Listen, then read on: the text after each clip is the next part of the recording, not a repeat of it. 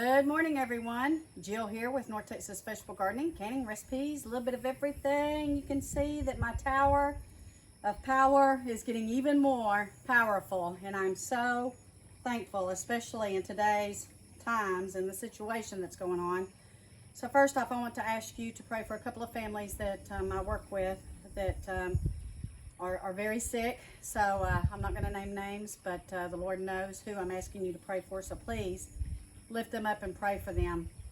Second, we're going to talk about holy basil today, and we're going to talk about its benefits, again, especially for this time of year. So holy basil, which is this beautiful plant right here, is part of the mint family. Its medicinal uses are both good for internally and externally. And so for externally, it's good for ringworm and rashes. It's an antifungal and antibacterial.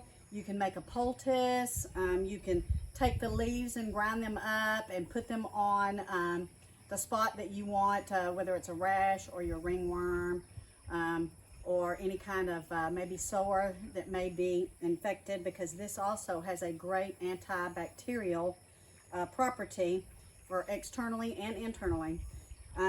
It is also an antifungal. I don't know if I said that or not, but a couple of things that you can also use it for internally is a tea, and that's going to be the number one thing that we're going to use it for. I'm also going to make a tincture today, but for the tea, I'm going to go ahead and put these in the freeze dryer along with some of my other herbs that I have that are ready to go, and we're going to freeze dry these. And for a tea, you're going to use 2 to 3 teaspoons of dried leaves into a boiling cup of water, and then you're going to steep and strain, and you're going to drink that. This is very good for your lungs. It's good for bronchitis. It's good for asthma. It's good for your stomach. It's also a good detox. It's a diuretic. They say it's very good for type 2 diabetes, but you want to be careful if you're on blood thinners, because it's also a blood thinner. So be careful if you go in to try to make you a tincture or a tea from this. It's good for stress. It's good for anxiety. So I can't wait to go ahead and get this dried up and get it packaged up. Also make a tincture, and I'm going to take you in here in just a second and show you how I'm going to make my tincture. And so then I'll also have the leaves. I'm not going to cut off the whole plant. I'm going to cut off bits and pieces of it because I want it to keep going, guys. I want to get a good stash of this going for this flu and cold season, because I think it's really going to be very beneficial for us. So it's antibacterial, it's an antibiotic, and it's antifungal. It is a blood thinner. You could also use it, they say, for cancer, and they specifically named mouth cancer, but you got to be careful with that. And be sure and do your research and make sure, because it can cause damage to your teeth and your enamel. Now this tastes like a lemony mint, and it's not uncommon for me to come out and take a leaf and just put it in my mouth and go about my day. The next one I'll do will probably be on the moly, which is also good for your lungs, but right now I'm focusing on this holy basil. So come with me and let's make a tincture.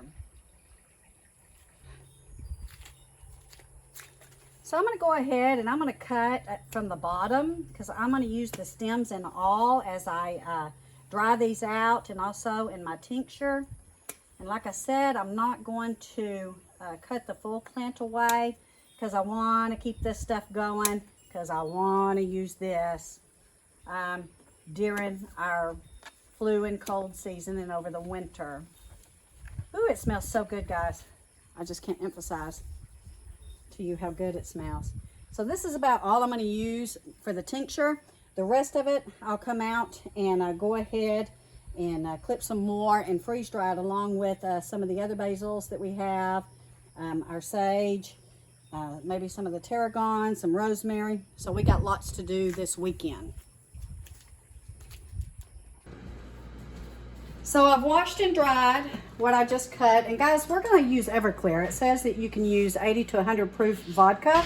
We do not have any vodka, but I do have Everclear, and if you remember from a video of mine about a year and a half ago, we bought a bunch of Everclear for hand sanitizing and tool sanitizing, all kinds of things you can do with Everclear. So I'm going to fill my pint jar Looks like it's about 10 ounces maybe. And we're going to cut these up. Gosh, I can't tell you how good this smells. And we're going to push this down in. Now this will be a potent one, and you'll only want to use maybe 2 to 3 drops in a drink or in a glass of water when you go to take it.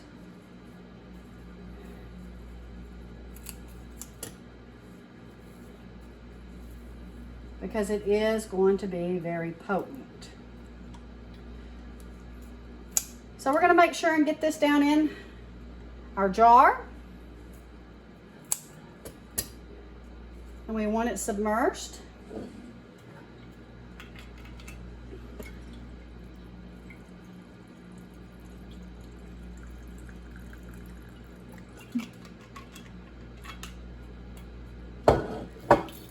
We're going to put a lid on it.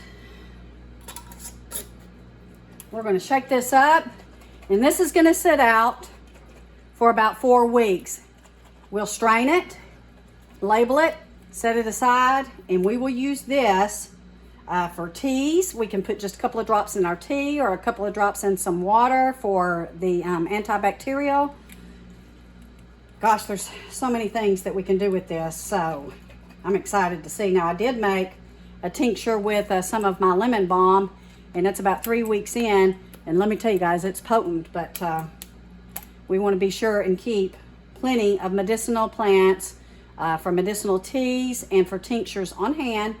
Get them growing now. If you can maybe start them inside a greenhouse, get you a grow tent.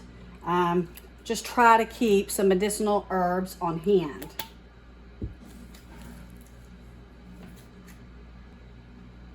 So here's the lemon balm I did probably about 3 weeks ago, and you can see the leaves are breaking down very nicely. I'll strain this out when it's time. 8/21, or the 1st of August, 21. So yeah, it was around the 1st of August. This should be ready probably in another week. I'll strain it out and set it aside, and we will keep this in our pantry.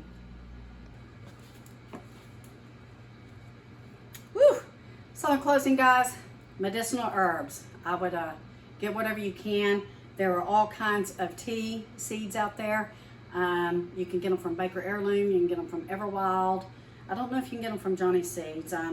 You can probably also get them from your local nursery who may carry tea, herbal medicines, or medicinal plants.